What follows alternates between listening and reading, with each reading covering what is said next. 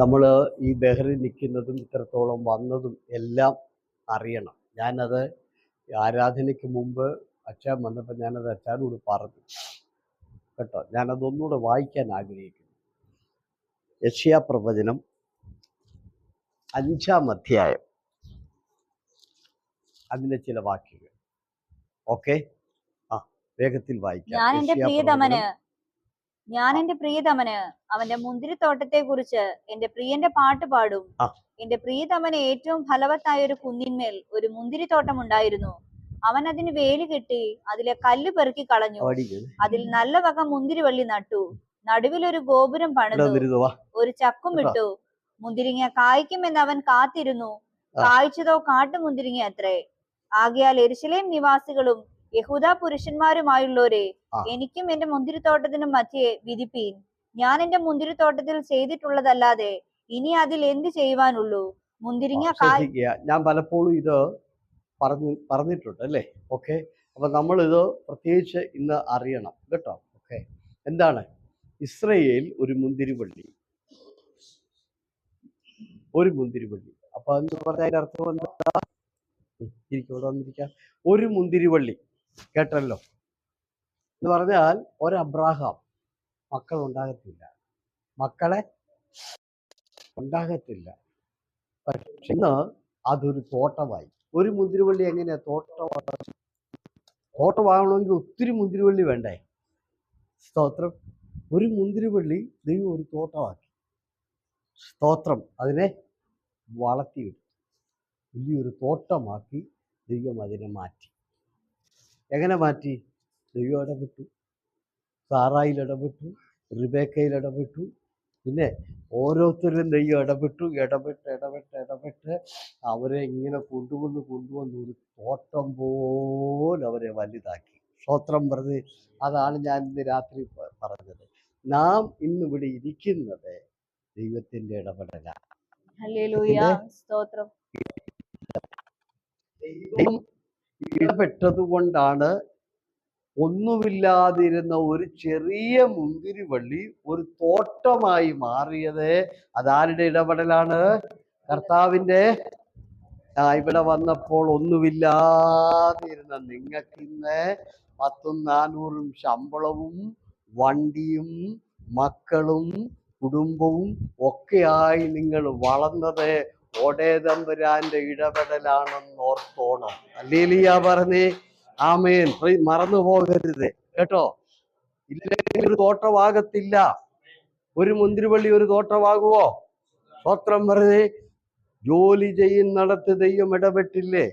Decide വിഷയം വന്നപ്പോ അവിടെ ദൈവം ഇടപെട്ടില്ലേ? സ്തോത്രം പറ. ശാരീരികമായ ചില രോഗങ്ങളും പ്രയാസങ്ങളും വന്നപ്പോൾ അവിടെ ദൈവം ഇടപെട്ടില്ലേ? ദൈവം ഇടപെടാത്ത ഏത് മേഖലയാണ് നിങ്ങൾക്കുള്ളത്? ഇന്നൊരു തോട്ടമായി. എവിടെയാ തോട്ടം? കുന്നിന്റെ മുകളിൽ ഒരു വലിയ മുന്തിരിത്തോട്ടമായി എന്ന് പറഞ്ഞാൽ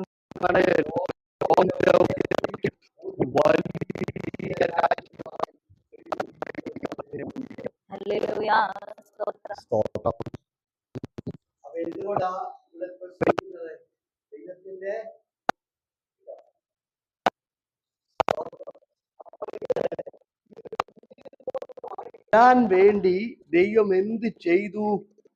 ഇനി രണ്ടാമത്തെ വാക്യം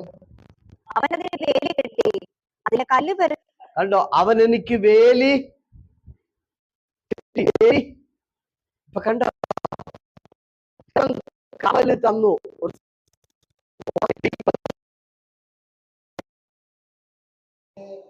രോഗം തകർത്തില്ലായിരുന്നോ? വിശാശി തകർത്തില്ലായിരുന്നോ?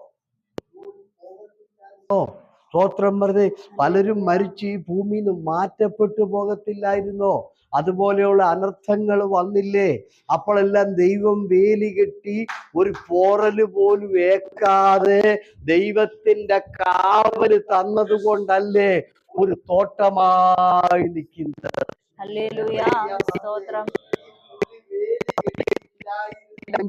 ആമേ. ഒറ്റ വാക്കി ഞാൻ പറയാ, 2025 ബഹറിൻ നീ കാണില്ലായിരുന്നു.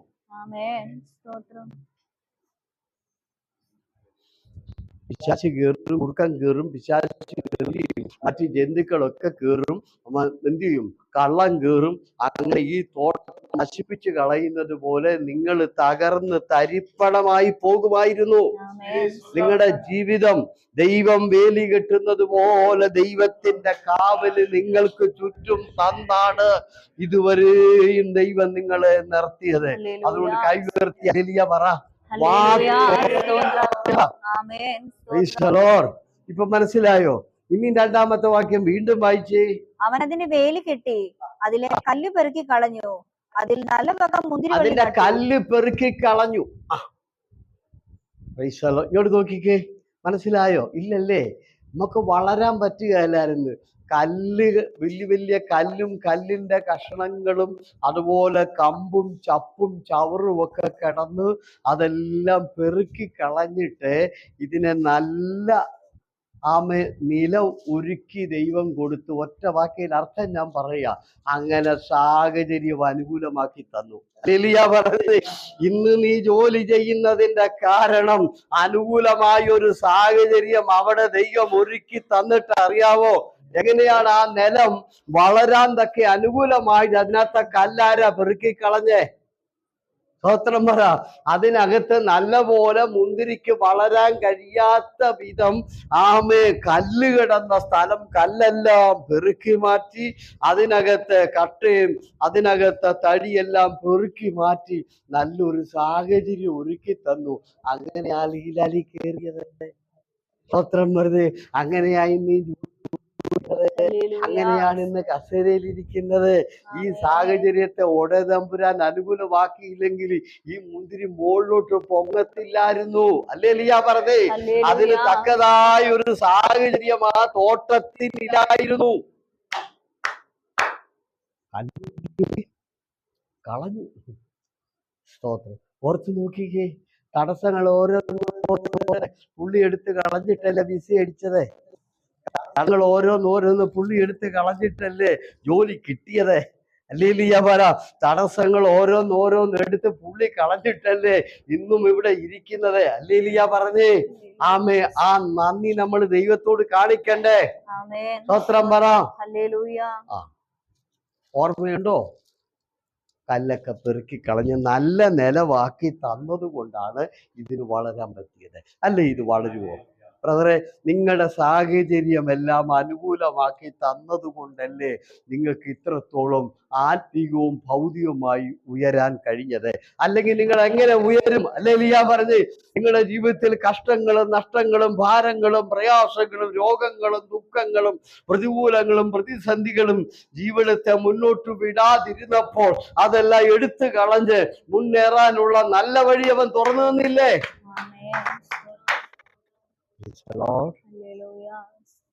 നമ്മൾ ആരാധിക്കണ്ടേ? ആരാധിക്കേണ്ടവരാണ് നമ്മൾ. പുള്ളി ആരാധിക്കേണ്ടതാ. കാരണം അത്രപോരാണ് ദൈവം നമ്മളെ നിർത്തിയത്. ഇന്ന് ഈ കുന്നിന്റെ മുകളിൽ ഒരു മുന്തിരി തോട്ടമായി നിൽക്കാൻ ഈ മുന്തിരിക്ക് കഴിയില്ല. കർത്താവ് എന്ത് ചെയ്തു? വേലി കെട്ടിയിട്ട് ഒരു മനുഷ്യനും അതിനെ തൊടാതെ ഒരു പോറൽ പോലും വെക്കാതെ അതിന് കാവല് കൊടുത്തു. രണ്ടാമത് എന്ത് ചെയ്തു? അതിനകത്തെ സാഹചര്യങ്ങളെല്ലാം, അല്ലെങ്കിൽ കല്ലും കട്ടയെല്ലാം പെറുക്കി കളഞ്ഞ് നല്ല മണ്ണാക്കി അങ്ങനെ നല്ലൊരു സാഹചര്യം ഒരുക്കി കൊടുത്തു. തോട്ടം. ഇനി മൂന്നാമത്തെ വാക്യം വായിച്ചേ. ആകയാൽ യെരൂശലേം നിവാസികളും യഹൂദാ പുരുഷന്മാരുമായുള്ളവരെ, എനിക്കും എന്റെ മുന്തിരിത്തോട്ടത്തിനും മധ്യേ വിധിപ്പീൻ. ഞാൻ എന്റെ മുന്തിരിത്തോട്ടത്തിൽ ചെയ്തിട്ടുള്ളതല്ലാതെ ഇനി അതിൽ എന്ത് ചെയ്യുവാനുള്ളൂ? ഇത് വലിയ സങ്കടമാണ്. ഇത് സങ്കടമാണ് കേട്ടോ. എനിക്ക് നിങ്ങളോട് പറയാനുള്ളത്, ഇത് വലിയ സങ്കടമാണ്. ഇതിന്റെ ഉടമസ്ഥൻ സങ്കടം പറയാ, ഞാൻ ചെയ്തതല്ലാതെ ഇനി ഇതിന് എന്ത് ചെയ്യാനാ? എന്ത് ചെയ്യാനാ? സ്തോത്രം പറഞ്ഞ് എന്ത് ചെയ്യാനാന്ന് പറ. വിസ അടിച്ചു തന്നില്ലേ? സ്തോത്രം. എഴുന്നേറ്റ് നടക്കാൻ മേല വന്നപ്പോ സൗഖ്യം തന്നില്ലേ? സ്തോത്രം പറഞ്ഞേ. മരണത്തിന്റെ വാക്കോളം എത്തിയപ്പോ അവിടെ നിന്നെ ഒരിക്കലും ബഗർ നിൽക്കാൻ പറഞ്ഞ് പറ്റത്തില്ലെന്ന് പറഞ്ഞ സാഹചര്യം അനുകൂലമാക്കി തന്നില്ലേ? ഇതിൽ കൂടുതലൊക്കെ ദൈവം എന്ത് ചെയ്യാനാ ബ്രദറെ? സ്തോത്രം പറ. 100 പ്രാവശ്യം നിന്റെ ജീവിതത്തിൽ ഒരിക്കലും ആർക്കും ചെയ്തു തരാൻ കഴിയാത്ത പലതും ദൈവം നിനക്ക് ചെയ്തു തന്നില്ലേ? ഹല്ലേലൂയ. കർത്താവ് ചോദിക്കുക, ഇനി ഇതിൽ കൂടുതൽ ആരെന്ത് ചെയ്യാനാ? സ്തോത്രം. ഞാൻ എൻ്റെ മുന്തിരിത്തോട്ടത്തിന് ചെയ്തതുപോലെ ലോകത്തിൽ ആരും ചെയ്യുകയില്ല. സ്തോത്രം പറഞ്ഞ് ഇവിടെ ജീവിതത്തിൽ വരാൻ പറ്റുമെന്ന് ചിന്തിക്കാത്തവർ പറഞ്ഞു ഇപ്പൊ ഇതിനകത്തിരിപ്പുണ്ട്. എങ്ങനെ അവിടെ വന്നത്? സ്തോത്രം പറ. ദൈവം നിനക്ക് അതിനുള്ള വഴി ചെയ്തു തന്നില്ലേ? അതിനുള്ള വാദം ഇതുവരെ നിന്നെ നിർത്തിയില്ലേ? കർത്താവ് സങ്കടത്തോടെ ചോദിക്കുക, ഞാൻ ചെയ്തതുപോലെ ഇനി ആര് ചെയ്യാനാണ്? ഹല്ലേലൂയ പറ. ഇല്ലേ? ജോലി തന്നില്ലേ? ഭാര്യയെ മക്കളെയും തന്നില്ലേ? കുടുംബമായിട്ട് വർഷങ്ങളായിട്ട് ഇവിടെ നിൽക്കുന്നില്ലേ? ഇങ്ങനെ ആര് ചെയ്യും പറ? സ്തോത്രം. ഇങ്ങനെ ആർക്ക് ചെയ്യാൻ കഴിയും? ചെയ്തതല്ലാതെ എന്റെ മുന്തിരിത്തോട്ടത്തോട് ഇനി എന്ത് ചെയ്യാനാ? അത് ഓർത്തോളം കർത്താവ് ഇതുവരെ നിനക്ക് ചെയ്തതുപോലെ മാതാപിതാക്കൾക്കോ ബന്ധുമിത്രാദികൾക്കോ നമുക്ക് ഇവിടെ വന്ന് ചെയ്യാൻ അവർക്കാർക്കും കഴിയില്ല. എന്താ ഒരിക്കലും നടക്കാത്ത കാര്യങ്ങൾ 100 പ്രാവശ്യം ചെയ്ത് തന്നിരിക്കാൻ.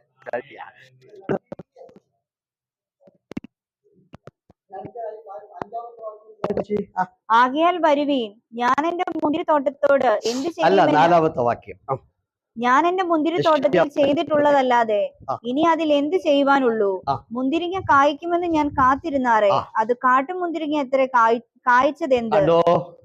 കർത്താവ് പറയാണ്, ഞാൻ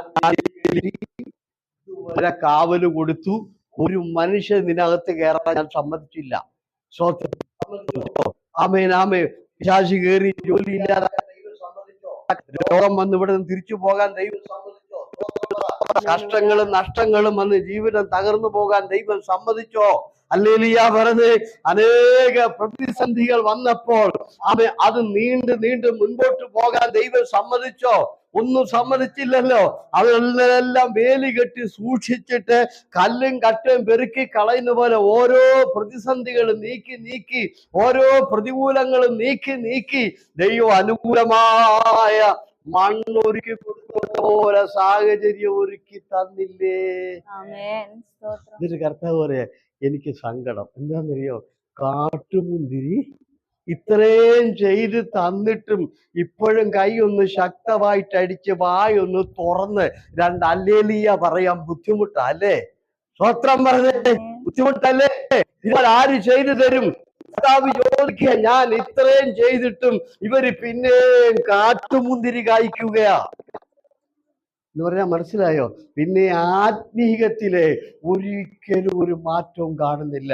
അതുകൊണ്ട് ഇന്നെങ്കിലും വാ തുറന്നും നിങ്ങൾക്കുള്ള അഭിഷേകം നിങ്ങൾക്കുള്ള അന്യഭാഷയൊക്കെ പറഞ്ഞ് കൈയൊക്കെ അടിച്ചൊന്ന് ആരാധിക്കണം. കാരണം ഇനി ഇതുപോലെ ചെയ്യാൻ ലോകത്തിൽ ആരെക്കൊണ്ട് കഴിയാത്ത വിധം കർത്താവ് ചെയ്തു തന്നിരിക്കുക.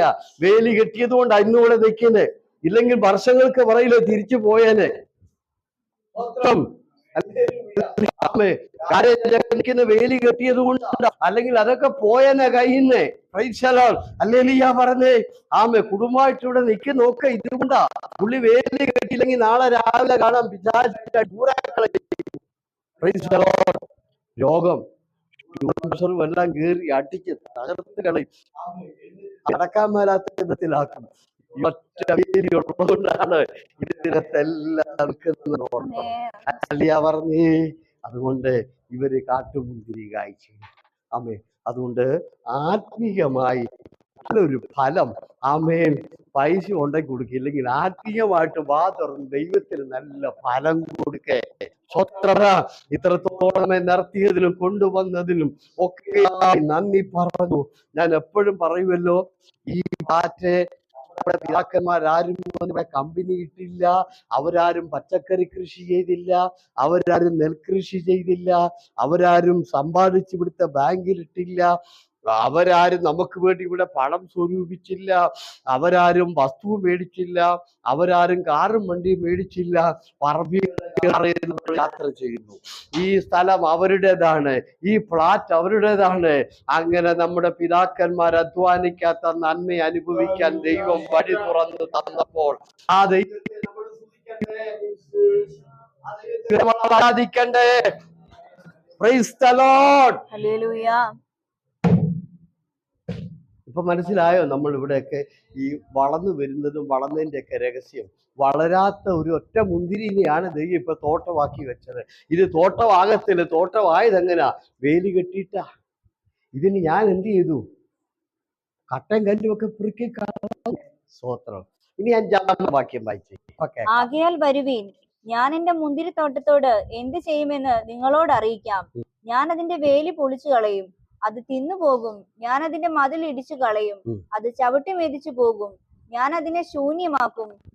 അത് 1 വർഷമായി കർത്താവ് വന്നു നോക്കിയപ്പം കാട്ടുമുന്തിരിയായി. കഴിഞ്ഞ വർഷവും നോക്കി, 2025 നോക്കി, 26 നോക്കി. കുഞ്ഞെ എന്ന് നോക്കിക്കൊണ്ടിരിക്കുക. ഒരു ദിവസം ഈ വേലി പൊളിച്ചുവേ. സ്വത്രം പറഞ്ഞ് ഈ വേലി പുള്ളി പൊളിക്കുവേ. ഹല്ലേലൂയ പറഞ്ഞ്. ഈ ദൈവത്തിന് ആത്മികമായി ഫലം പുറപ്പെടുവിക്കുന്ന മുന്തിരി പോലെ ആത്മികമായി ഫലമുള്ള വ്യക്തിയായി നീ മാറിയില്ലെങ്കിൽ ദൈവം തന്റെ സാന്നിധ്യം പുറകോട്ട് വലിക്കും. വലിച്ചു. കർത്താവ് പറയാ, ഞാൻ കെട്ടിയ വേലി ഞാൻ അങ്ങ് പൊളിക്കുക. സ്വത്രം പറഞ്ഞ്. ഒന്ന് നീ ഓർത്തു, ഈ വേലിയുടെ ഒറ്റ സാന്നിധ്യത്തിലാണ് നീ ഇവിടെ നിൽക്കുന്നത്. ഈ വേലി ഇല്ലെങ്കിൽ നാളെ രാവിലെ പിശാചിനെ അടിച്ചു കളയും. പിശാച് നമ്മളെ തകർത്ത് കളയാൻ നിമിഷം നേരങ്ങൾ മതി. തകരാത്തതിന്റെ ഒറ്റ കാരണം ഈ കാവല് കൊണ്ടാ. കർത്താവ് പറയാണ്, എന്റെ വേലി ഞാൻ പൊളിക്കാൻ പോകും. കാര്യം എന്നാ? 10-20 വർഷമായിട്ട് ഇവർ ഈ കൊടുത്തിട്ടും ഞാൻ കല്ല് പെറുക്കി കളഞ്ഞിട്ടും ഞാൻ വേലി കെട്ടിയിട്ടും ഉയർന്ന കുന്നിന്റെ മുകളിൽ കൊണ്ടുവന്ന് അതിനെ നട്ടിട്ടും ഇവരെനിക്ക് വേണ്ടി ഒരു ഫലവും തരുന്നില്ല. ഇവരെനിക്ക് വേണ്ടി ഒരു ഫലവും ഇവർ തരുന്നില്ല. അതുകൊണ്ട് കർത്താവിന് വേണ്ടി എന്തെങ്കിലും ഞാൻ തയ്യാറാണ്.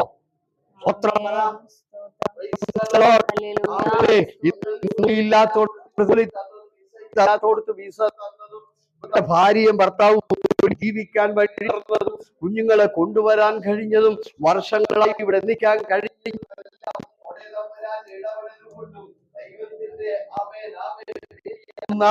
കാവലും സൂക്ഷിപ്പ് സാന്നിധ്യവും ഒക്കെ കൊണ്ട് ആ പുള്ളിക്ക് വേണ്ടത് ആമേ ഫലമാണ്.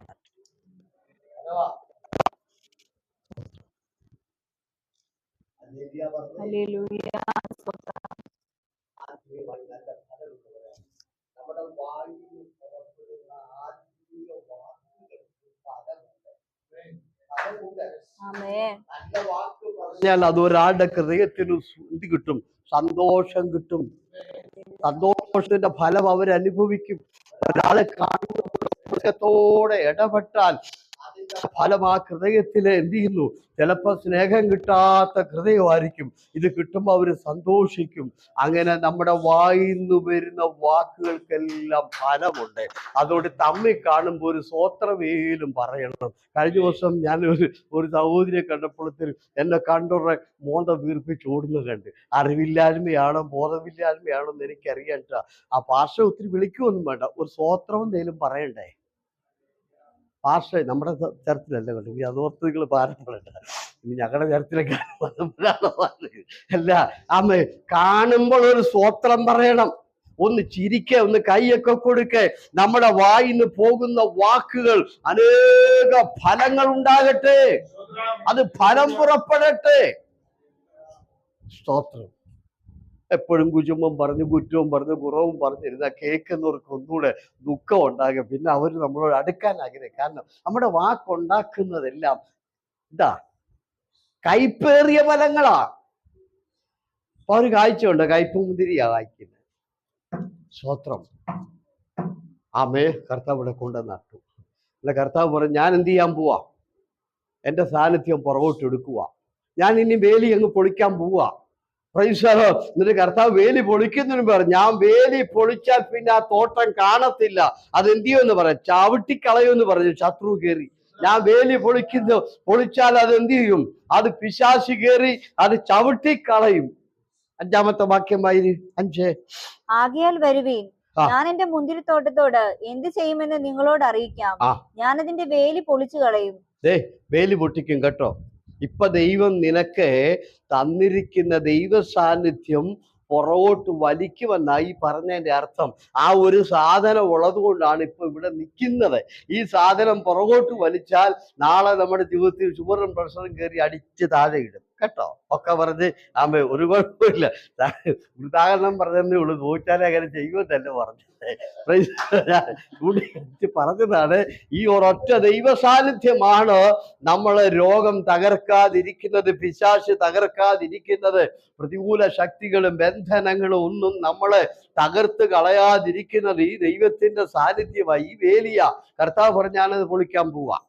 പൊളിച്ചു കഴിയുമ്പോൾ കർത്താവ് പറഞ്ഞു, ദേശക്കാരെ നിങ്ങളൊന്ന് നോക്കിക്കോ, ഞാൻ എൻ്റെ തോട്ടത്തോട് ചെയ്യുന്നത് ഇപ്പൊ കാണിക്കാം. ഞാൻ അതിന്റെ വേലി പൊളിക്കുമ്പോൾ നിങ്ങൾ നോക്കിക്കോണം. 5-ാമത്തെ 6-ാമത്തെ വാക്യം കൂട്ടി വായിരേ. അത് തിന്നുപോകും, ഞാൻ അതിന്റെ മതിൽ ഇടിച്ചു കളയും. അത് ചവിട്ടി മെതിച്ചു പോകും, ഞാൻ അതിനെ ശൂന്യമാക്കും. പറഞ്ഞു കേട്ടോ, അത് ചവിട്ടി മെതിച്ചു പോകും. ക്യാൻസൽ പഠിച്ചു വിടുന്ന കണ്ണുനീരോടെ പോകും. ചവിട്ടി ഞാനത് മെതിച്ച് കളയും. ആമേൻ. അത് ഈ ഭൂമിയിൽ നിന്ന് ഇല്ലാതാകത്തക്ക നിലയിൽ ഞാനത് ദൈവ സാന്നിധ്യം പുറകോട്ട് വലിക്കുമേ. അത് ചവിട്ടി മെതിച്ച് കളയും. ഇതുവരെ അതിനെ ശത്രു കയറി ചവിട്ടാതിരുന്നത് ഈ വേലി ഉള്ളത് കൊണ്ടാ. ഈ വേലി ഉള്ളത് കൊണ്ടാ. സ്തോത്രം.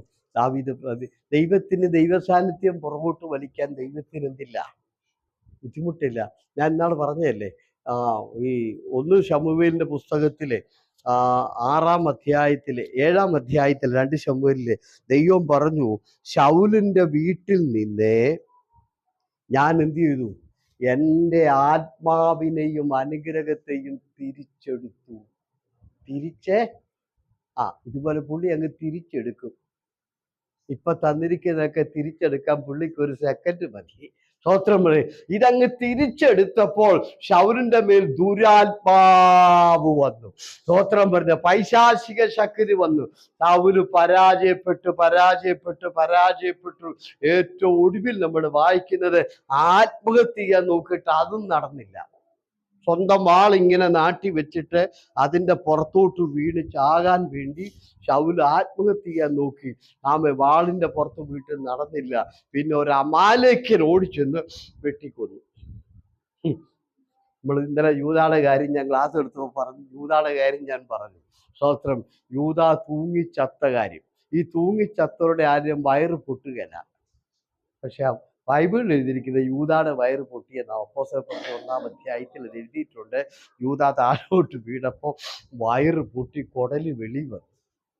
അതെങ്ങനെ ഈ തൂങ്ങിച്ചകുന്നവരുടെ വയറ് പൊട്ടുന്നത് നിങ്ങൾക്കറിയാവോ?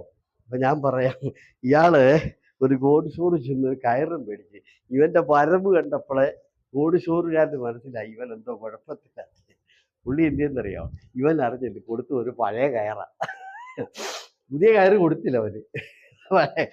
ഇവൻ അതുകൊണ്ട് പോയി പ്ലാവേ കയറി തൂങ്ങി. ഈ പഴയ കയറല്ലേ, ഇതങ്ങ് പൊട്ടി താഴോട്ട് വന്നിട്ട് താഴത്തെ കമ്പി ഇങ്ങനെ വയറ്റിൽ കൂടെ കയറി കുടല് പൊട്ടിയാണ് താഴെ വന്ന് വീണത്.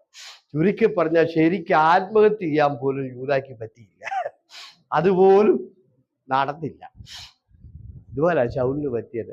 ദൈവ സാന്നിധ്യം തിരിച്ചെടുത്തപ്പോൾ കൊട്ടാരം പോയി, സകലതും പോയി. ഒരൊറ്റ മക്കള് പോലും തിരിച്ചാ കസേരയിൽ ഇരിക്കാൻ ഉണ്ടായിരുന്നില്ല, ഇല്ലായിരുന്നു. പക്ഷെ ദാവീദിനോട് പറഞ്ഞു, നീ മരിച്ചാലും നിന്റെ മക്കൾ ഇതിനകത്തിരിക്കും. നീ മരിച്ചാലും നിന്റെ മക്കൾ ഇതിനകത്തിരിക്കും. Price the Lord. നീ മരിച്ചു കഴിഞ്ഞ നിന്റെ മക്കള് ഇതേ സിംഹാസനത്തിൽ ഇരിക്കും, ഇതേ അനുഗ്രഹത്തിലിരിക്കും. കാരണം നിന്റെ വീട്ടിൽ നിന്ന് എന്റെ സാന്നിധ്യം ഞാൻ പുറകോട്ട് വലിക്കത്തില്ല. നിന്റെ വീട്ടിൽ നിന്ന് എന്റെ സാന്നിധ്യം ഞാൻ പിൻവലിക്കുകയില്ല. അതെന്നേക്കും നിന്നോട് കൂടെ ഇരിക്കും.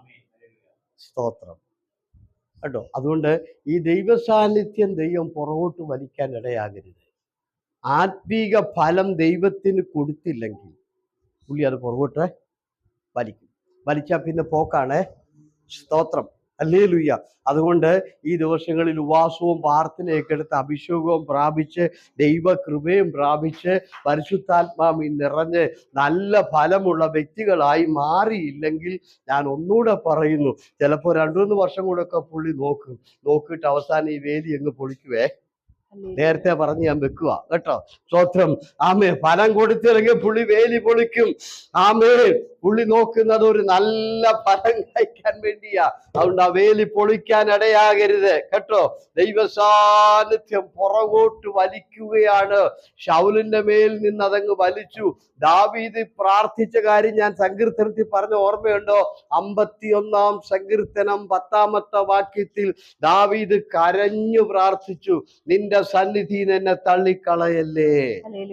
തള്ളി പുള്ളിക്കറിയാം ദൈവ സാന്നിധ്യത്തിൽ നിന്ന് എന്നെ തള്ളിക്കളഞ്ഞാൽ എൻ്റെ കുടുംബം നശിക്കുമെന്ന് പുള്ളിക്കറിയാം. ഞാൻ നശിച്ചു പോകും. അത് മാത്രമല്ല, എൻ്റെ ശരീരം വെറും മാംസമാണ്. ഞാൻ ഇസ്രായേലിന്റെ രാജാവായി ഇരിക്കുന്നതിന്റെ രഹസ്യം ദൈവ സാന്നിധ്യത്തിലായിരിക്കുന്നത് കൊണ്ടാണ്. അതുകൊണ്ട് ഈ സന്നിധിയിൽ എന്നെ തള്ളിക്കളഞ്ഞാൽ ഞാൻ തകർന്നു പോകുമെന്ന് ആർക്കറിയാം? ദാവീദിനറിയാം. അതുകൊണ്ട് ദാവീദ് പ്രാർത്ഥിച്ചു. അതുകൊണ്ട് ദൈവവൈതലേ എന്നും പ്രാർത്ഥിക്കണം, കർത്താവേ ഇത്രയും വർഷം നിന്നത് നിന്റെ സാന്നിധ്യമാ. നിന്റെ സാന്നിധ്യത്തിൽ നിന്ന് ഞാൻ ഒരിക്കലും പുറത്തു പോകാനിടയായി. എന്നെ ഒരിക്കലും വെളിയിൽ കളയരുത്. എൻ്റെ കുടുംബത്തെ കളയരുത്. എൻ്റെ കുഞ്ഞുങ്ങളെ തള്ളിക്കളയരുത്. പ്രാർത്ഥിച്ച് ചില തീരുമാനങ്ങൾ ഇന്ന് രാത്രിയിൽ എടുത്തിട്ടേ ഇവിടുന്ന് പോകാവുള്ളൂ. ആത്മീയമായി ഫലം കൊടുക്കണം. ജോലി തന്നു, കുടുംബമായി ഇവിടെ ജീവിക്കാൻ വഴി തുറന്നു തന്നു. കുഞ്ഞുങ്ങളെ ചിലർക്കൊക്കെ ഇവിടെ ഉണ്ട്, ചില കുഞ്ഞുങ്ങളൊക്കെ നാട്ടിലാണ്. നല്ല നല്ല സ്കൂളിൽ പഠിപ്പിക്കാൻ നമുക്ക് എന്ത് ചെയ്യും? ഫീസൊക്കെ കൊടുത്ത് കുറഞ്ഞ സ്ഥലത്തൊന്നുമല്ല, നല്ല സ്കൂളുകളിലൊക്കെ നമ്മുടെ കുട്ടികളെ പഠിപ്പിക്കുന്നു. ഒരു നേരത്തെ ആഹാരം പോലും കൊടുത്ത് കുഞ്ഞുങ്ങളെ പഠിപ്പിക്കാൻ മാർഗമില്ലാത്ത ആയിരക്കണക്കിന് ആളുകൾ ഇപ്പോഴും ഉള്ളപ്പോൾ നമ്മൾക്ക് നല്ല സ്കൂളിലൊക്കെ പഠിപ്പിക്കാനും അവർക്ക് നല്ല ഡ്രസ്സും ആഹാരവും ഒക്കെ കൊടുക്കാനും ഇവിടെ നമുക്ക് സ്ഥിരം ജോലി ചെയ്യാനും ഒക്കെ വഴി തുറന്ന ഈ ദൈവത്തിന് ഫലം കൊടുത്തില്ലെങ്കിൽ കുഞ്ഞെ, ഈ ദൈവത്തിന്റെ സാന്നിധ്യത്തിൽ നിന്ന് അവൻ തള്ളിക്കളയുവേ, പുറകോട്ട് നീ പോകും. അതുകൊണ്ട് ഓർക്കണം കേട്ടോ, ഇത്രത്തോളം സാഹചര്യം അനുകൂലമാക്കി തന്ന ദൈവത്തിന് നന്ദി പറഞ്ഞോണം. കട്ടയും കല്ലും പെറുക്കി കളയുന്നത് പോലെ ഓരോ പ്രാവശ്യവും വിസയടിക്കാതെ തടസ്സം വരുമ്പോൾ അതവൻ പെറുക്കി കളഞ്ഞ്, പിടിച്ചു നിൽക്കാൻ മേലാത്ത പ്രതികൂലം വരുമ്പോൾ അതവൻ എടുത്തു കളഞ്ഞ്, രോഗം ആഞ്ഞടിക്കുമ്പോൾ ആ കല്ലുകൾ എടുത്തു കളഞ്ഞ്, എല്ലാ കല്ലും പെറുക്കി കളഞ്ഞ് നല്ല മണ്ണൊരുക്കി തരുന്നത് പോലെ നല്ല സാഹചര്യം ഒരുക്കി തന്ന് ഈ 2025 വരെ ദൈവം നിന്നെ നിർത്തിയിരിക്കുന്നു. ഒരു നിമിഷം കണ്ണടച്ച് പ്രാർത്ഥിച്ച്, ഒരു നിമിഷം കേട്ട വചനത്തിന് മുമ്പിൽ കർത്താവേ, ഇന്ന് ഞാൻ ഒരു പുതിയ തീരുമാനം എടുക്കുകയാണ്. ഞാൻ ഇവിടെ നിൽക്കുന്നതിന്റെ കാരണം എൻ്റെ ദൈവത്തിന്റെ കരമാണെന്ന് എന്നോട് നീ സംസാരിച്ചല്ലോ. ഞാനത് ഏറ്റെടുക്കുന്നു നാഥ. ഞാൻ ആത്മീയ ഫലം നിനക്ക് തരാം, ഞാൻ ആത്മീയ ഫലം നിനക്ക് തന്നോളാം, ഞാൻ പ്രവർത്തിച്ചോളാം. ദൈവത്തിന്റെ കരത്തിലേൽപ്പീരെ. ദൈവത്തിന് ഒത്തിരി കാര്യങ്ങൾ ചെയ്യാനുണ്ട് കേട്ടോ. ഹല്ലേലൂയ. ഞാൻ ഒറ്റ വാക്യം പറയുന്നു, ഇത്രയും വർഷം ഇവിടെ നിന്നത് ഈ ഒറ്റ വേലിയാ. ഏത്? ദൈവത്തിന്റെ സാന്നിധ്യം. അതില്ലായിരുന്നെങ്കിൽ ഇന്ന് നമ്മൾ ലോകത്തിന്റെ മണ്ണിൽ തന്നെ കാണുകയില്ല. സ്തോത്രം പറഞ്ഞേ ഹല്ലേലൂയ. ഈ ഒരൊറ്റ വേലിയാണ്. ആമേൻ, ആമേൻ, ആമേൻ, ആമേൻ. നമുക്ക് പിന്നെയും സാഹചര്യം അനുകൂലമാക്കി തരികയാ. കല്ല് പെറുക്കി കളയുക, പുള്ളി കട്ടകളൊക്കെ പെറുക്കി കളയുക. ഇവിടെ നിൽക്കാനുള്ള നല്ല മണ്ണൊരുക്കി നമുക്ക് തരുന്നത് പോലെ സാഹചര്യം അനുകൂലമാക്കി തന്ന് ഓരോ വർഷവും നമ്മളെ വളർത്തുമ്പോൾ അതിന് തക്ക ഫലം കായ്പാൻ ഈ രാത്രി തീരുമാനിക്കൂ. കർത്താവിന് വേണ്ടി ചിലതൊക്കെ ചെയ്യണം കേട്ടോ. Price the Lord. കർത്താവിന് വേണ്ടി ചിലതൊക്കെ ചെയ്യണം. ആമേൻ. ഇനി വേഗം വായിച്ചതാവട്ടെ പോട്ടെ. ഞാനതിനെ ശൂന്യമാക്കും, അത് വള്ളിത്തല മുറിക്കാതെയും കിളയ്ക്കാതെയും ഇരിക്കും. പറക്കാരെയും മുള്ളും അതിൽ മുളയ്ക്കും. അതിൽ മഴ പെയ്യിക്കരുതെന്ന് ഞാൻ മേഘങ്ങളോട് കൽപ്പിക്കും. സൈന്യങ്ങൾ യഹോവയുടെ മുന്തിരിത്തോട്ടം, ഇസ്രായേൽ ഗൃഹവും. കർത്താവ് പറഞ്ഞു കേട്ടോ, ഇനി അതിനകത്ത് മുള്ളും പറക്കാരെ ഇനി ഞാൻ എന്ത് ചെയ്യത്തില്ല, ഇതിന് മഴയും സ്തോത്രം പറ. ഇനി ഞാൻ ഇതിന് മഴയും കൊടുക്കത്തില്ല, ഇതിന്റെ കല്ലും പെറുക്കി കളയത്തില്ല, കട്ടയും പെറുക്കി കളയത്തില്ല, ഇതിനകത്ത് മുള്ളും പറക്കാരും. കുഞ്ഞെ മനസ്സിലായല്ലോ? ഒരു വിധത്തിലും ബഹറി നിൽക്കാൻ മേലാത്ത സാഹചര്യം ദൈവം എടുത്ത് പുറത്തു കളഞ്ഞാൽ വരുവേ. ഹല്ലേലൂയ പറഞ്ഞ്. കർത്താവിന്റെ വേലി പൊളിച്ചാൽ അതിനകത്ത് മുള്ളു കിളുക്കും, പറക്കാര കിളുക്കും, മഴ നിന്നു പോകും, എല്ലാം നിന്നു പോകും എന്ന് ഓർത്തോണം. ഇപ്പോൾ ഉള്ള എല്ലാ അനുകൂലമായ സാഹചര്യങ്ങളും ശരീരത്തിനും ജോലിക്കും ജീവിതത്തിനും എല്ലാം അനുകൂലമായ അവസ്ഥ ഉണ്ടായിക്കൊണ്ടിരിക്കുന്നത് ഈ വേലി ഉള്ളത് കൊണ്ട് മാത്രമാണ്, ഈ സാന്നിധ്യം ഉള്ളത് കൊണ്ടാണ്. യെശയ്യാവ് പറയുകയാണ്, ഇത് പൊളിച്ചു കളഞ്ഞാൽ മുള്ളും പറക്കാരേം വരും. സ്തോത്രം പറഞ്ഞേ. ഒത്തിരി പേരുടെ വേലി പൊളിച്ചു. വളരെ ദുഃഖത്തോടെ ഒത്തിരി പേര് ഇവിടുന്ന് പോയി. ലക്ഷക്കണക്കിന് രൂപ മുടക്കിയ ആൾക്കാരെ കണ്ണുനീരോടെ ഇവിടുന്ന് പോയി. ഞാൻ സ്നാനപ്പെടുത്തിയ ആൾക്കാരാ.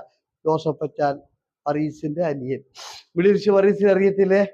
പുള്ളിയുടെ അനിയനെ ഞാനാ സ്നാനപ്പെടുത്തിയ. ജുമാക്കൽ ശേഷം രാത്രി ഇവിടെ നിന്ന് ഒളിച്ചുപോയി. സ്തോത്രം. ഇന്ന് വരെ തിരിച്ച് ബഹറിൽ വന്നിട്ടില്ല. കോടിക്കണക്കിന് 450-500 വിസയുള്ള ആളായിരുന്നു പുള്ളി. Price the Lord. ഹല്ലേലൂയ. അങ്ങനെ എത്രയോ പേര് ഇവിടുന്ന് കണ്ണുനീരോടെ തിരിച്ചുപോയി. അനേക നന്മകൾ അവരുണ്ടാക്കി. പക്ഷെ അത് നിലനിന്നില്ല. എന്താ കാര്യം എന്നറിയാവോ? സാഹചര്യം അനുകൂലമായിരുന്നു. അവരറിഞ്ഞില്ല. ദൈവം കല്ല് പെറുക്കി കൊടുത്തതും കട്ട മാറ്റി കൊടുത്തതും അവരറിഞ്ഞു. അവരോർത്ത് അവരുടെ മിടുക്കായിരിക്കും, അവരുടെ കഴിവായിരിക്കും ഇതെല്ലാം നിന്നത്. അതുകൊണ്ട് ഒരിക്കൽ കൂടെ ഞാൻ പറയുന്നു, ദൈവത്തിന് വേണ്ടി നല്ല ഫലം കൊടുക്കട്ടെ. ആത്മീയ നല്ല ഫലമുള്ളവരായി കൃപാവരങ്ങളൊക്കെ പ്രാപിക്കണം. മുട്ടുമടക്കി പ്രാർത്ഥിക്കണം, കരഞ്ഞ് പ്രാർത്ഥിക്കണം. അതിനുവേണ്ടി മണിക്കൂർ വേർതിരിക്കണം. രാത്രി ഇച്ചിരി ഉറക്കളയ്ക്കുന്ന 1 മണിക്കൂറെങ്കിലും വേർതിരിച്ച് ദൈവകൃപയ്ക്ക് വേണ്ടി പ്രാർത്ഥിരേ. Praise the Lord. ഹല്ലേലൂയ. അങ്ങനെ ശക്തമായിട്ട് പ്രാർത്ഥിരേ. പറ്റുകേലെന്ന് പറയരുത്. ഞാൻ എൻ്റെ അനുഭവം പറഞ്ഞിട്ടുണ്ട്. ഞാൻ വേണേ ഒന്നുകൂടെ പറയാൻ എനിക്ക് സമയം നിങ്ങൾക്ക് കിട്ടത്തില്ല. വെള്ളിയാഴ്ച ദിവസത്തെ കാര്യം മാത്രം ഞാൻ പറയാം. വെള്ളിയാഴ്ച രാവിലെ 10 മണിയാകുമ്പോൾ തോമസ് അച്ചാൻ്റെ വീട്ടിൽ പ്രാർത്ഥന.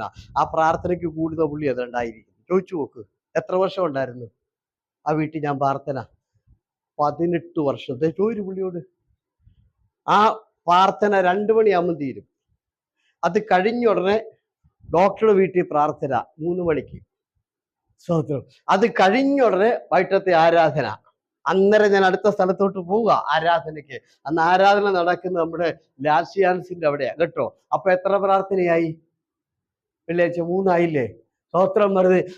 ഈ ആരാധന കഴിയുമ്പോൾ 9 മണിയാകും. സ്തോത്രം.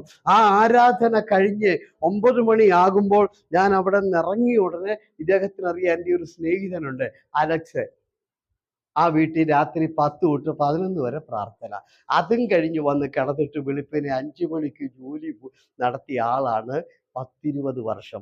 എന്നോട് പറ്റുകയില്ലാന്ന് പറയരുത്. അല്ലെങ്കിൽ ഞാൻ പറഞ്ഞു, ഇത്രയും പ്രാർത്ഥനയും നടത്തി 20 വർഷം ഇവിടെ 12 മണിക്കൂർ ജോലിയും ചെയ്ത്, ഞാൻ ഹോട്ടലിൽ നിന്ന് ആഹാരം കഴിക്കത്തില്ല, വെച്ചാ കഴിക്കുന്നത്, എൻ്റെ ഡ്രസ്സ് ഞാൻ അലക്കുന്നത്, ഇതെല്ലാം ചെയ്ത് എന്നോട് പറയാ, വെറും 8 മണിക്കൂർ ജോലി ചെയ്യുന്നവർക്ക് പറ്റുകയില്ലെന്ന് പറയാൻ ഞാനത് അംഗീകരിക്കുക. ഞാൻ ബൈബിള് വായിക്കുന്നത് രാത്രിയിലാ. റൂമിലിരുന്ന് വായിക്കാൻ പറ്റുകയില്ല. 8ഉം 10ഉം പേര് റൂമിൽ കിടക്കുക. പുറത്ത് ഈ ചൂടത്തിൽ ലൈറ്റ് ഇട്ടുണ്ട്. കാരണം പ്രസംഗിക്കണ്ടേ. വെച്ചാണ്ട് ചോദിച്ചു നോക്കൂ. തോമസ് റഫേലെ ആ പ്രേയർ ഉണ്ടല്ലോ, അന്ന് ഒത്തിരി ആളുണ്ട്. അത് ഷാജിരി വീട്ടിൽ നമ്മൾ നടത്തുന്ന പ്രേയർ. സ്തോത്രം. 10, 20, 30 പേരുണ്ട്. ആ പ്രേയർ കഴിഞ്ഞ ഉടനെ രാത്രിയില് അൽസാദി ജോലി ചെയ്യുന്ന ബിജുവിന്റെ വീട്ടിൽ നൈറ്റ് പ്രാർത്ഥനയാ. അത് തീരുമ്പോൾ 1 മണിയാകും ബുധനാഴ്ച. അതും കഴിഞ്ഞ് എന്നെ ഇവിടെ കൊണ്ട് ചാക്കോച്ചാൻ അറിയോ? പണ്ടത്തെ ഇല്ലല്ല, ചാക്കോച്ചാൻ എന്നെ അല്ലെ സണ്ണിച്ചാൻ എന്നെ ഇവിടെ കൊണ്ട് വിടുമ്പോൾ രാത്രി 1 മണി 2 മണിയാകും. ആ 2 മണിക്ക് കഴിക്കാൻ കിട്ടിയല്ലോ, പട്ടണിക്ക് കിടക്കുക. 5 മണിയാകുമ്പോൾ പിറ്റേ ദിവസം രാവിലെ ജോലിക്ക് പോകും. ഞാൻ എത്ര മണിക്കൂർ ഉറങ്ങി? നിങ്ങൾ പറ. അതുകൊണ്ട് സമയമില്ലെന്നൊന്നും പറയരുത്. ഉത്സാഹമില്ല, അത് തന്നെ കാരണം. അതിനു വേണ്ടി തീരുമാനമില്ല, അതിനു വേണ്ടി ത്യാഗം സഹിക്കാൻ നമ്മൾ ആരും എന്ത് ചെയ്യുന്നില്ല, തയ്യാറാകുന്നില്ല. സ്തോത്രം. അതുകൊണ്ട് ദൈവവൈദ്യനെ ആത്മീക ഫലമുള്ളവരായി മാറട്ടെ. സ്തോത്രം പറഞ്ഞ് പലരും ഞാൻ കാണുന്നത് ആത്മീക ഫലം കുറഞ്ഞു പോയിട്ട് കഴിഞ്ഞ വർഷത്തെ അത്ര കഴിഞ്ഞ വർഷമൊക്കെ ഇവിടെ കിടന്ന് ചാടി ആരാധിച്ച പലരെ ഈ വർഷം ഞാൻ നോക്കിയിട്ട് അവർക്ക് അനക്കമില്ലെന്ന്. സ്തോത്രം. അവർ അനങ്ങുന്നതായിട്ട് ഞാൻ കാണുന്നില്ല. കഴിഞ്ഞ വർഷമൊക്കെ അന്യഭാഷ പറഞ്ഞ പലരും ഈ വർഷം ഞാൻ നോക്കിയിട്ട് അന്യഭാഷ കേൾക്കുന്നേ ഇല്ല. ആത്മീക ഫലം ഒഴിഞ്ഞു പോയോ, കിട്ടുപോയോ? ദൈവം നമുക്ക് തന്നത് ആത്മീയ അനുഗ്രഹത്തിനാണ്. ഇത് നമ്മൾ കേട്ടോ, കർത്താവ് പറഞ്ഞു കേട്ടോ, ഞാൻ നിന്റെ സാന്നിധ്യം പൊളിക്കുക, ഞാൻ ഇനി അവർക്ക് എൻ്റെ സാന്നിധ്യം പിൻവലിക്കുന്നു. ഇതുവരെ ഞാൻ മഴ പെയ്യിച്ചു കൊടുത്തോണ്ടിരുന്നു, കല്ലുകളൊക്കെ പെറുക്കി മാറ്റിക്കൊണ്ടിരുന്നു, വേലി കെട്ടിക്കൊടുത്തു, അങ്ങനെ എല്ലാ സഹായങ്ങളും. എന്നിട്ട് ഒറ്റ ചോദ്യം, ഞാൻ ചെയ്തതല്ലാതെ ഇനി എന്ത് ചെയ്യും? ഇങ്ങനെ ആരെങ്കിലും വന്ന് കല്ല് പെറുക്കി തരുമോ? എന്നോട് പറ, ആരേലും വന്ന് കല്ല് പെറുക്കി തരുവോ? ആരേലും വന്ന് വേലി കെട്ടി തരുവോ? സ്തോത്രം പറഞ്ഞ് നിന്റെ ജീവിതത്തിൽ ഒരു പോറല് പോലും വെക്കാതെ രാവിലെ എഴുന്നേറ്റ് പോയി വൈകിട്ട് ജോലി കഴിഞ്ഞ് വർഷങ്ങളോട് നിൽക്കാൻ ഇതുപോലെ സാഹചര്യം വേറെ ആര് നിനക്ക് ഒരുക്കി തരും? പറഞ്ഞാട്ടെ. സ്തോത്രം. ആമേൻ. സ്തോത്രം. കർത്താവ് വേലി പൊളിച്ചു. സ്തോത്രം.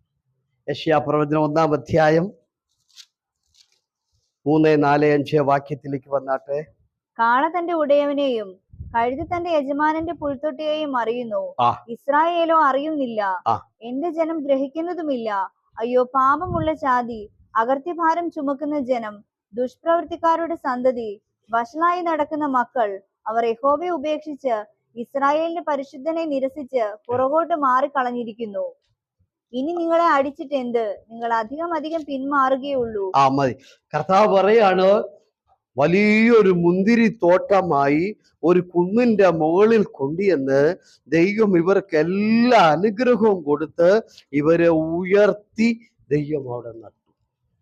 യെശയ്യാ പ്രവാചകൻ പറയാണ്, കാള തൻ്റെ ഉടയവനെ അറിയുന്നു, കഴുത തൻ്റെ യജമാനന്റെ പുൽത്തൊട്ടി അറിയുന്നു, എൻ്റെ ജനമോ. നമുക്ക് വേലി കെട്ടി തന്ന ഒരാളുണ്ടെന്ന് ചിന്തിക്കുന്നു പോലുമില്ല. സ്തോത്രം പറഞ്ഞ് ഈ കല്ലുകളൊക്കെ പെറുക്കി തന്ന ഒരു ഉടമസ്ഥൻ എൻ്റെ പുറകിലുണ്ട്. എനിക്കെല്ലാം ഒരുക്കി തരുന്ന ഒരാളുടെ. കാളയ്ക്ക് പോലും ഭക്ഷണം കൊടുക്കുന്ന ആളെ തിരിച്ചറിയാം. കഴുതയ്ക്ക് തിരിച്ചറിയാം ഇവരെ ഇത്രത്തോളം ദൈവം ഉയർത്തിയിട്ടും ഇവര് ദൈവത്തിന് ഫലം കൊടുക്കാൻ അവർക്ക് കഴിഞ്ഞില്ല. അവരെന്ത് ചെയ്തു? ദൈവത്തിന് വിരോധമായി പാപം. യെശയ്യാ പ്രവചനം 1-ാം അധ്യായത്തിന്റെ 2 തൊട്ടൊന്ന് വായിച്ച സിസ്റ്ററെ.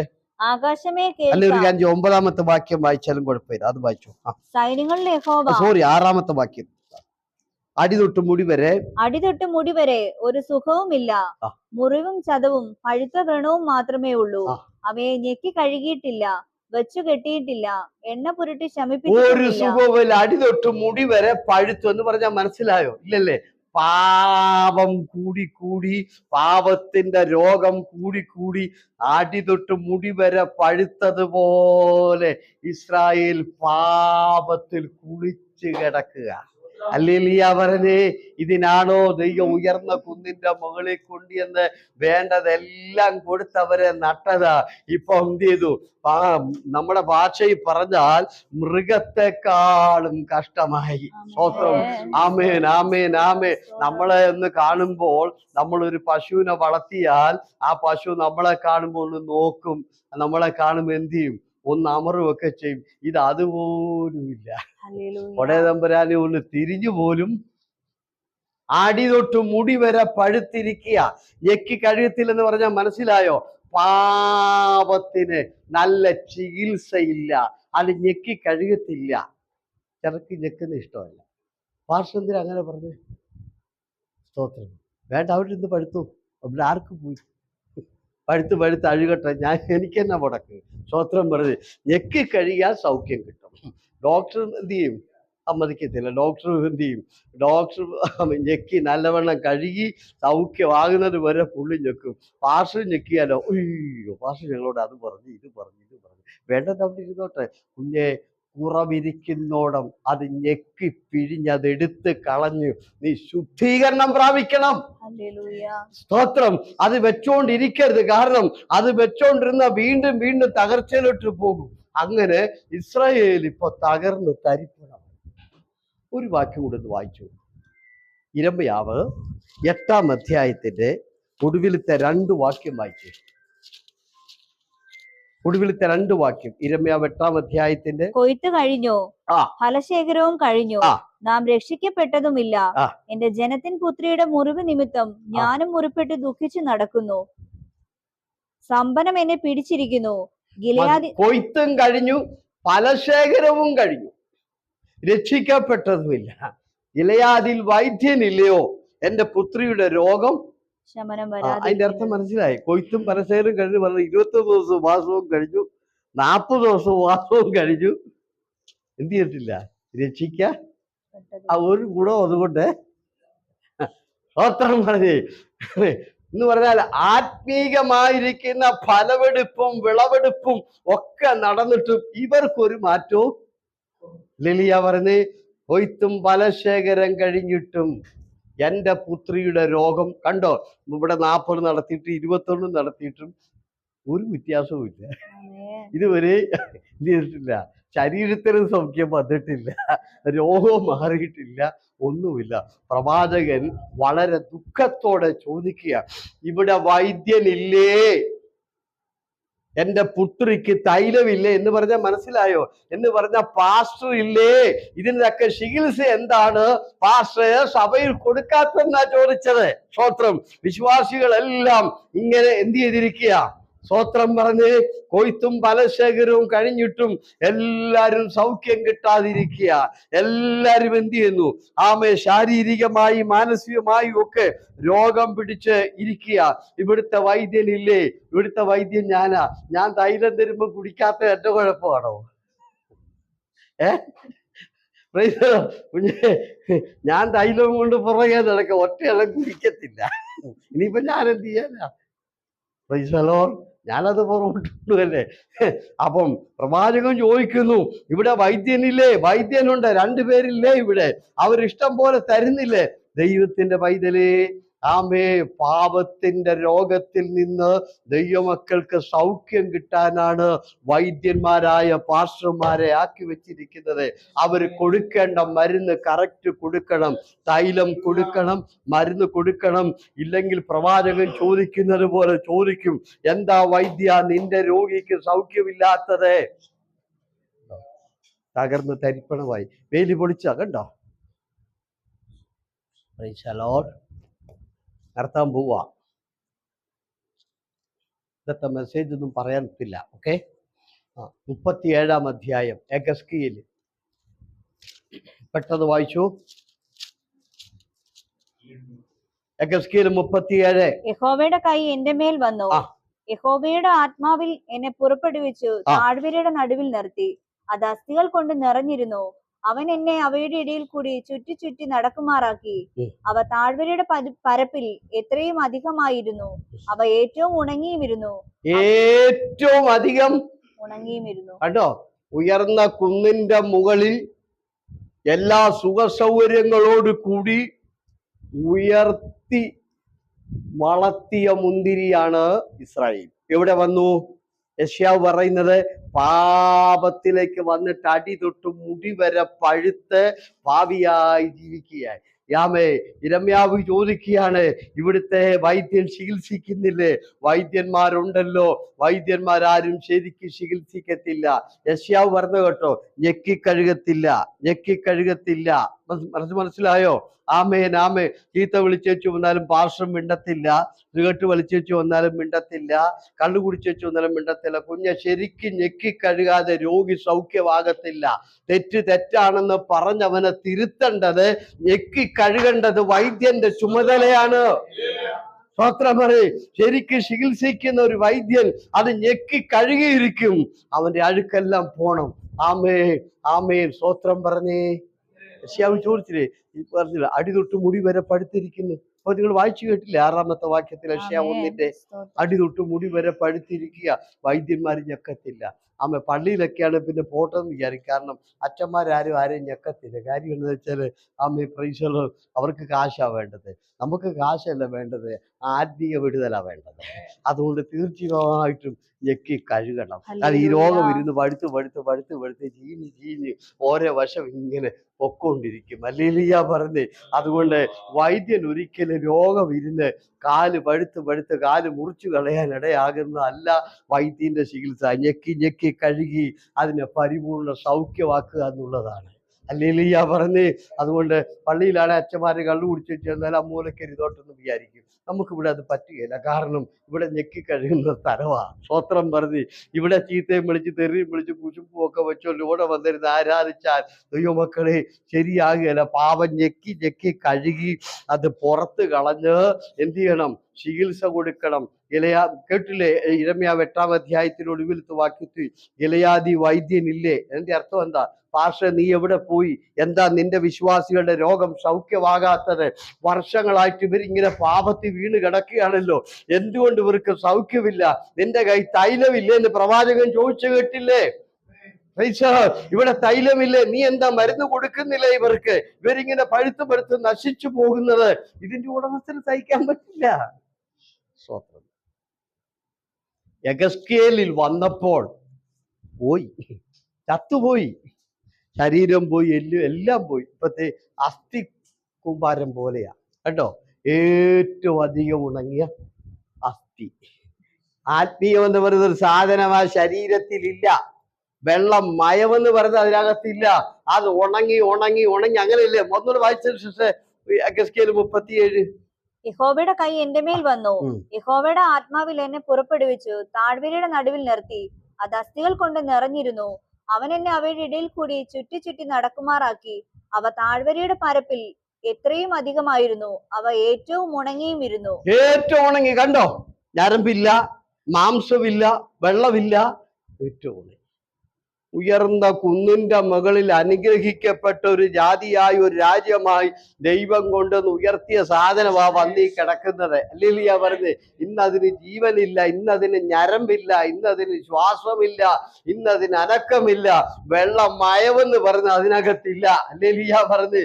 അത് ഉണങ്ങി ഉണങ്ങി ഉണങ്ങി വരണ്ട അസ്ഥി പോലെ അങ്ങനെ ചിലരെത്തിയിരിക്കുന്നു. പരിശുദ്ധാത്മാവിന്റെ 7 അയൽവക്കത്ത് പോലും വന്നിട്ടില്ല. ഇപ്പോഴും വെള്ളമയമില്ലാതെ ഉണങ്ങി ഉണങ്ങി ഉണങ്ങി അസ്ഥി പോലെ. ഇനി വരാൻ പോകുന്നത് എന്താ? കുറച്ച് കഴിയുമ്പോൾ ഇതങ്ങ് പൊടിഞ്ഞു പോകും. സ്വത്രം. അതുകൊണ്ട് ഇന്ന് ആ അവസ്ഥയ്ക്ക് ഒരു മാറ്റം വരട്ടെ. ഒരു മാറ്റം വരട്ടെ. പ്രവാചകനോട് ജോഗ്യം ചോദിച്ചിരിക്കുവോ? പ്രവാചകൻ പറഞ്ഞു, കർത്താവ് നീ അറിയുന്നു. കർത്താവ് പറഞ്ഞു, ഒരു കാര്യം ചെയ്യും, നീ അതിനോട് വചനം പറ, അത് ജീവിക്കും. ഈ വചനം ഏറ്റെടുക്കാമെങ്കിൽ ഇന്നത്തെ അവസ്ഥ മാറും. ഈ കിടക്കുന്ന അവസ്ഥയ്ക്ക് മാറ്റം വരും. യെഹെസ്കേലോട് പറഞ്ഞു, നീ വചനം പറഞ്ഞു, ഇവരുടെ അവസ്ഥയ്ക്ക് ഞാൻ മാറ്റം വരുത്തിക്കോളാം. അതുകൊണ്ട് ഈ വചനം ഏറ്റെടുത്താൽ ഈ ഉണങ്ങി വരണ്ട് കിടക്കുന്ന അസ്ഥികൾക്ക് മാറ്റം വന്നതുപോലെ നമ്മുടെ ജീവിതത്തിൽ ഒരു ആത്മീയ മാറ്റത്തിന്റെ രാത്രിയായി ഇന്നത്തെ ദിവസത്തെ മാറ്റിയെടുക്കാൻ കർത്താവിന് കഴിയും. എല്ലാവർക്കും എഴുന്നേറ്റ് നിൽക്കാം. യേശുവേ നന്ദി. കേട്ട വചനത്തിന്റെ മുകളില് എല്ലാരും തങ്ങളുടെ ജീവിതത്തെ സമർപ്പിച്ചാട്ടെ, എല്ലാരും ഏൽപ്പിച്ചു കൊടുത്താട്ടെ. ഈ രാത്രിയിൽ ദൈവം എന്നോട് സംസാരിച്ചു, എന്നോട് ദൈവം ഇടപെട്ടു, എന്നോട് ദൈവ ശബ്ദം കൃത്യമായി എന്നെ തൊട്ടു. എന്നോട് ദൈവ ശബ്ദം പരിശുദ്ധാത്മാവ് കേൾപ്പിച്ചു, എന്നോട് ഇടപെട്ടു, ദൈവ ശബ്ദം കേൾപ്പിച്ചു എന്ന് എത്ര പേർക്ക് ഉറപ്പുണ്ട്? എല്ലാ കണ്ണുകളും അടയട്ടെ. ഇനി അങ്ങോട്ടും ഇങ്ങോട്ടും ഒക്കെ നടന്നാൽ ആമേൻ ആമേൻ ആമേൻ നമ്മുടെ ആത്മീയ അന്തരീക്ഷമൊക്കെ നഷ്ടപ്പെടും. ആരും നടക്കരുത്. എല്ലാ കണ്ണുകളും അടച്ച്